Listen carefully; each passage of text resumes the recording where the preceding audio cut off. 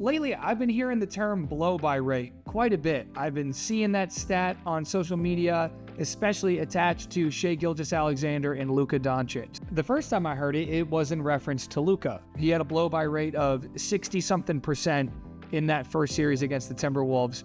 It was the highest of any player in the NBA, and I took it at face value. You know, I wasn't going to look too far into it. It made sense. It sounded right.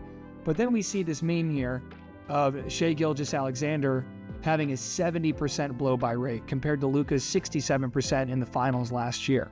And this made me wonder, is this real? Is this just a meme? Is this something that has been made up completely? And I could not find that statistic online. So what I decided to do is just watch the film. And what I found did shock me, and it disappointed me, because Shai Gilgeous-Alexander is one of my favorite players in the NBA. I love watching him. I've been a big fan of his game since the Clipper days. But man, it's sad to say, but in this series, Shai has been a traffic cone. He's been very, very bad guarding the ball. So what we're going to do is we're going to watch a bunch of clips that I pulled from the first 4 games of the series, and they're not good clips. It was not hard to find them. There's no shortage of clips of Shai struggling to stay in front of just about anyone on this Pacers team. But for those of you who think, oh my gosh, this guy's cherry picking clips, he's trying to make Shai look bad, we're going to go through game 5 and watch every single time Shai was guarding the ball, plus a few other clips of him off ball. So let's get to it. We're going to look at Shai getting attacked off the dribble to start. First off, we got TJ McConnell surveying on the wing when he just decides, you know what, I'm going to go at Shai. And the Pacers are okay with this. They're not trying to run any action out here. They're simply going to let TJ go at the MVP, and TJ gets whatever he wants. I say this a lot about guys that struggle to guard, is they're going to try to cover it up by reaching and getting turnovers before they have to move their feet. And that's exactly what Shai is going to do here. The second he has to turn his hips to slide with TJ, he's giving up and he's just trying to reach around from behind, and that's an easy layup. Here we got Siakam isolating Shai in the mid post and is just going to blow right past him. Hartenstein's going to get a goaltend. And I understand that Siakam is one of the best isolation mismatch problems in the NBA. However, I just need you to be in a bit more of a guarding position here, Shai. I know you can't stop him from getting to the rim, but you can slow him down. You're standing upright, you're flat-footed, and when Siakam makes his move, it is just, oh shit, I gotta grab him, hold on, try to do anything, and now Hartenstein's got to goaltend it. Now, this clip right here is a plus for Shai, but it does support my narrative that he doesn't like to have to move his feet and slide with guys, and he'd rather reach and gamble, but he forces Siakam into a tough one here.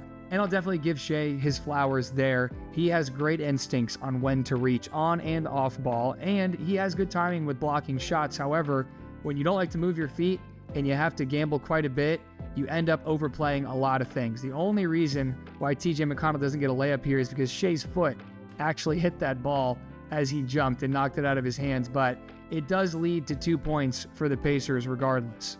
Shai's teammates do a great job of covering up for him, as well as they do for everyone else. The Thunder's defensive philosophy is big on collapsing and recovering and understanding how to scramble. It's organized chaos. But what happens when your defense has to collapse so much because they're over-helping is you're going to give up offensive rebounds. Everyone else is jumping at the ball, forcing a tough shot from Tyrese because Shai got beat, and now Siakam is going to the line to shoot 2. A big part of what gives me confirmation that he's not good on the ball is that the Pacers seem to know it too. This is crunch time, and they're like, hey, Andrew, go at Shai. This is the MO for the whole possession here. Nembhard picks up his dribble. He's got to get it back, so Nesmith gives it back to him. Immediate ball screen to get this switch and get Shai guarding Nembhard, and oh my gosh, he just got absolutely mixed up. I love Nembhard's bag. Now let's move on to looking at when the Pacers throw him into actions. This is something super, super simple here. Nembhard just runs through. It's just a ghost screen. And McConnell is going to drive right off of Nembhard's cute little booty here. This is the most obvious switch in the world. But Shai does not do that.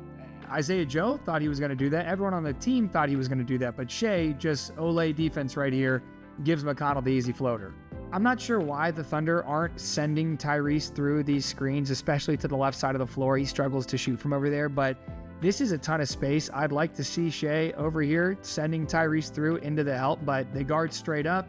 Shai gets rejected. That's a big no-no. Guarding ball screens is just don't get rejected, and Tyrese goes all the way to the rim. Another ball screen. Shai has to switch. Tyrese rejects again, gets the floater in the lane. This just can't happen. I mean, I think he's just a little too upright here. He's sliding his feet before anything happens. I'm like, what is he looking at if he's reaching right here? It's just bad defense at the end of the day. Now, this is where I start to get questions about fatigue or effort, because we're about to watch Shai play great defense for a possession late in the fourth quarter of Game 3. Fighting through the screen. Handsy gets screened again, slips through it, plays with the help perfectly, and gets a contest. This is incredible urgency and discipline on this screen navigation. He eats the stun at the denial, and then he's aggressive getting through the screen. He gets up tight, makes Miles Turner kind of have to step into him, and he's still in front, and he's handsy. He's always handsy, but he's in front and he's handsy. That's tough defense. Boom, the rescreen happens. He's getting skinny again. Obviously, it's real tough to get through that second one, but he does a decent job. He's trailing, plays perfectly with Chet, and then the second he has an opportunity to get back in front, he does and gets a good contest. I don't understand where this is the whole series. So I know I just showed a lot of bad clips of Shai, and yes, there are a lot of clips of Shai playing solid defense throughout this series. However, I feel that the good outweighs the bad. Rather than show you the entire series of clips, let's focus on one game and look at the good versus the bad in Game 5. First possession of Game 5, Shai guarding Nesmith off the catch, gets through this screen here, good urgency, gets back in front, gets a contest. That's good D, Shai. Second one, we got a little screen from Nesmith for Siakam, and this one is going to end up as a miscommunication, but I always say a miscommunication is both guys' fault. On this next possession, it looks like it's chalked here. The shot clock is at 8 and Pascal's at half court, but he tries to get downhill, and Shai's going to help a little too much, give up a wide open 3 to Mathurin with 1 on the shot clock. I understand the Thunder's philosophy is big on help and recover, but situation, shot clock, it's under 4, and you're coming all the way in to essentially double on Siakam to give up a wide open 3. I think you live with the tough midi from Siakam on Kenrich Williams here. This next one, not much you can do here. You get switched on to Miles Turner. You get sealed. Tries to make a play on the ball. Can't fault him for effort there. They end up fouling him anyways. This next one felt really preventable. We're going to see a little pin down from Nembhard here, and Shai's late to this closeout, but watch this closeout. Watch his feet right about here. Just jumps right into it. You cannot close out like this and expect not to get blown by. That's exactly what happened. Obi gets 2 at the rim.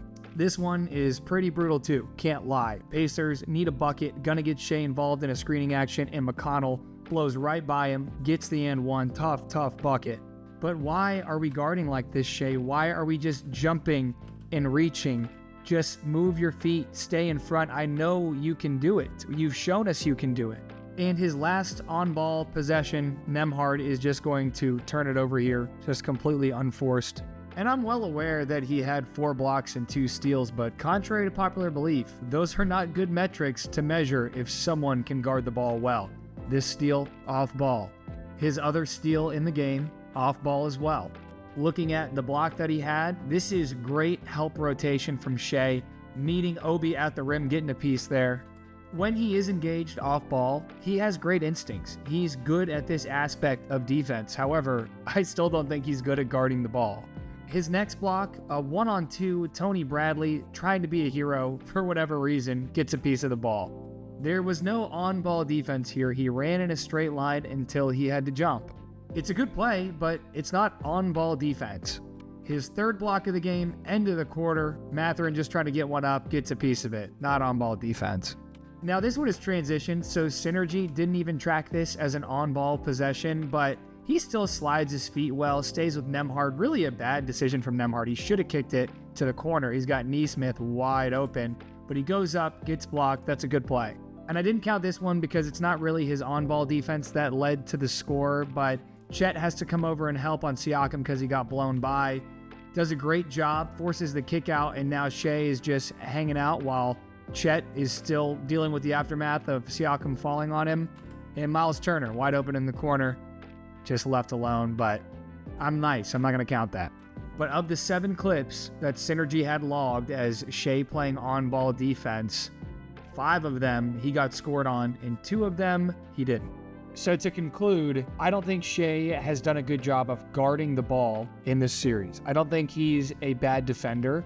I'm actually really frustrated with him because I love Shai Gilgeous-Alexander. I love his game, and I've seen him be a two-way player. Right now, he's not a two-way player. Two-way players guard the ball. I think there's a lot of factors that lead to Shai not giving his full effort on defense. The Thunder and the Pacers have played more games than anyone else this year. The Pacers are extremely, extremely tough to guard as a team because they make 5 guys at all times play defense. A lot of teams are going to have the ball in one guy's hands a lot. The Pacers are pinging that thing around. Actually, they move the ball more so than any team in NBA history. There's a statistic on it. The ball is either shot, dribbled, or passed quicker than any other team in NBA history. Crazy stuff.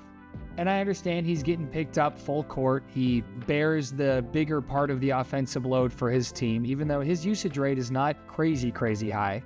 But I guess I just expected more from Shai, especially with his personality, his everything basketball, ultra-disciplined personality. I thought that we would see the best version of him defensively in the finals, and that's simply not happening. This is a weird video for me to make. I don't love being critical of NBA players in general, especially players that I like, but I feel like this one was just sliding under the radar. I feel like we've been sold this version of Shai Gilgeous-Alexander, that he's a two-way demon, he's a generational two-way type of guy, but that's simply not the case. Am I a sour Mavericks fan that's a little upset that he's not getting the same treatment that Luka got last year? Maybe, but I'm also the same Mavericks fan who didn't hate the trade, but that's a whole different discussion. Well, regardless, you have all of this useless information in your head now. I hope you enjoyed this video. If you want to learn more unbiased NBA basketball knowledge, you know where to come back to. Subscribe, like, comment, whole shebang. I'll see you in the next one.